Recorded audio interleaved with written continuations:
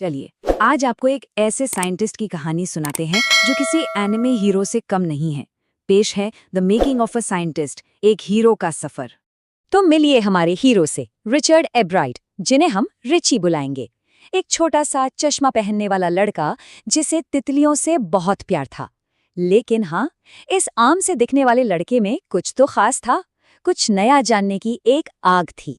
और पता है, सिर्फ 22 साल की उम्र में इस लड़के ने पूरी साइंटिफिक दुनिया को हिलाकर रख दिया, एक नई थ्योरी देकर कि सेल्स आखिर काम कैसे करते हैं। कमाल है ना? पर सवाल ये है, उन्होंने ये किया कैसे? चलिए उनकी कहानी शुरू से देखते हैं। तो भाई, हर हीरो की एक ओरिजिन स्टोरी तो होती ही है, और रिची की कहानी शुरू होती है एक छोटे से शहर और एक बहुत बड़ी जिज्ञासा के साथ। चलिए देखते हैं उनकी ओरिजिन स्टोरी। रिची अपने माता पिता के इकलौते बच्चे थे, तो आसपास खेलने के लिए ज्यादा दोस्त नहीं थे, इसलिए उन्होंने चीजें इकट्ठा करना शुरू कर दिया। क्या क्या नहीं, पत्थर, फॉसिल्स, सिक्के और हाँ, सबसे ज्यादा तितलियां। और इस पूरे सफर में उनकी सबसे बड़ी साथी थी उनकी माँ। वो सिर्फ माँ नहीं, उनकी दोस्त भी थी और उनकी पहली गाइड भी। वही उन्हें माइक्रोस्कोप, टेलीस्कोप और न जाने क्या क्या लाकर देती थी।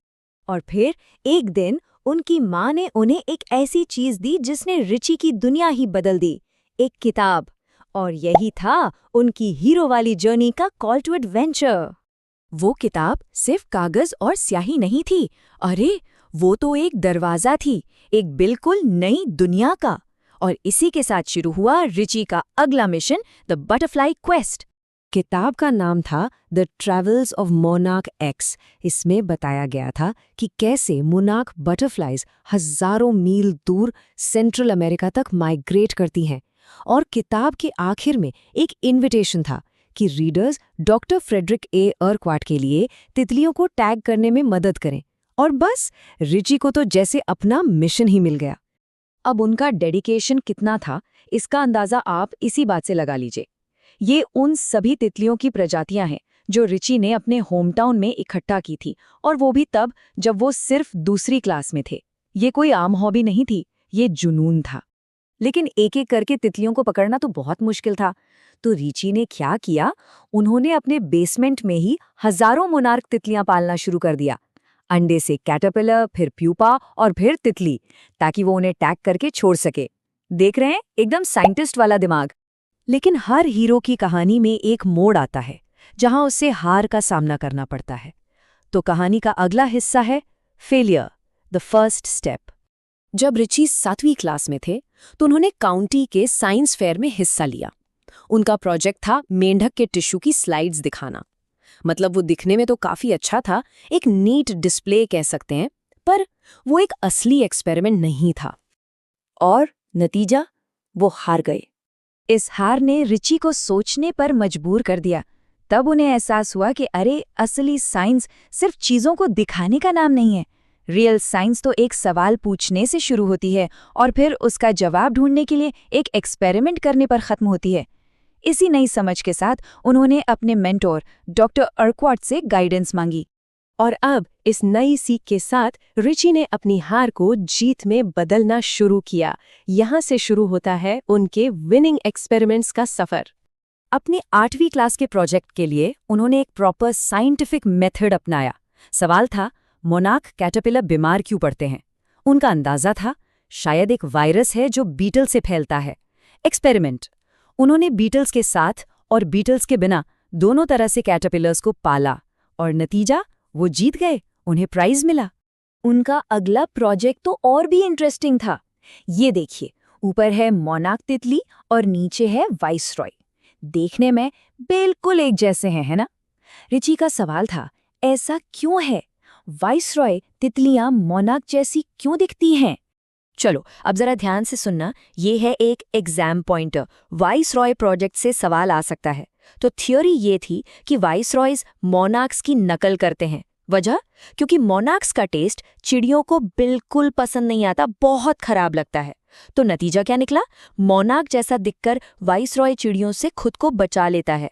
और इस प्रोजेक्ट का रिजल्ट, जूलॉजी डिवीजन में फर्स्ट प्राइज। इन जीतों के बाद रिची अपनी सबसे बड़ी खोज के बहुत करीब पहुंच रहे थे। अब शुरू होता है उनकी कहानी का climax, cracking the sale secret. सब कुछ शुरू हुआ एक बहुत ही सिंपल से सवाल से। एक मोनार्क प्यूपा पर ये 12 छोटे-छोटे सुनहरे धब्बे क्यों होते हैं? ज्यादातर लोग तो यही सोचते थे कि ये सिर्फ सजावट के लिए हैं, ऑर्नामेंटल हैं। लेकिन रिची को यकीन था कि इसका कोई ना कोई साइंटिफिक कारण जरूर है। इसका जवाब हार्मोन शब्द में छिपा था। अब ये हार्मोन क्या होता है? सिंपल भाषा में समझें तो ये हमारी बॉडी में एक केमिकल मैसेंजर या कह लीजिए एक सीक्रेट मैसेज की तरह होता है जो सेल्स को बताता है कि उन्हें क्या करना है।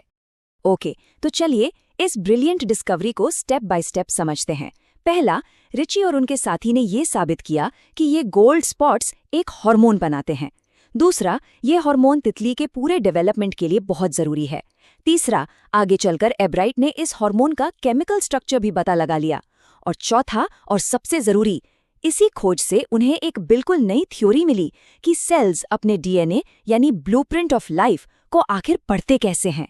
जरा सोचिए, एक तितली के प्यूपा पर मौजूद छोटे से सुनहरे धब्बों की खोज उन्हें जिंदगी के सबसे बड़े राज डीएनए के दरवाजे तक ले गई। तो आखिर वो क्या बात थी जिसने रिचर्ड एब्राइट को इतना महान साइंटिस्ट बनाया?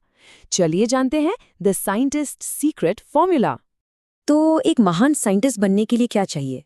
सबसे पहले तो एक फर्स्ट रेट दिमाग, दूसरा जबरदस्त जिज्ञासा, मतलब जानने की कभी न खत्म होने वाली इच्छा, और तीसरा जीतने का जज्बा, लेकिन सही वजह के लिए, यानी सिर्फ अपना बेस्ट काम करने के लिए। उनके पास एक अच्छे मेंटोर भी थे, उनके सोशल स्टडीज टीचर मिस्टर वेगरर, जिन्होंने उनके दिमाग को नए आइडियाज के लिए खोला। और आखिर में वो सिर्फ एक किताबी कीड़ा नहीं थे। साइंस के अलावा वो एक चैंपियन डिबेटर, एक बेहतरीन फोटोग्राफर और एक कनॉइस्ट भी थे, मतलब एक वेल राउंडेड पर्सनैलिटी। रिचर्ड एब्राइट की कहानी हमें सिखाती है कि एक छोटी सी जिज्ञासा भी किसी को कहां से कहां पहुंचा सकती है। तो सवाल ये है कि आज आप किस चीज के बारे में क्यूरियस